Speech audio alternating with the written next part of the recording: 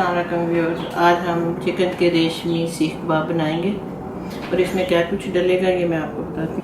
3 green onion मिर्चें थी जो मैंने बारीक काट ली हैं। ये थोड़ा सा पुदीना वो काटा है और 3 ग्रीन प्याज थे वो मैंने बारीक काटे हैं।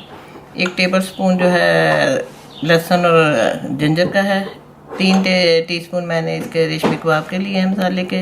1 टेबलस्पून मैंने ऑयल का लिया है। 1 अंडा है और 1 ब्रेड के क्रम्ब के मैंने पीस किया है और 1.5 पाउंड चिकन का कीमा है मेरे पास। रेशमी कबाब जो सीख कबाब बनाने मैंने उसके लिए मैंने सीखें खुद तैयार की हैं। ये स्टिकें थी, इसके मैंने 2-2 पीस करके उसके ऊपर अल्मोनियम चढ़ा दिया मैंने।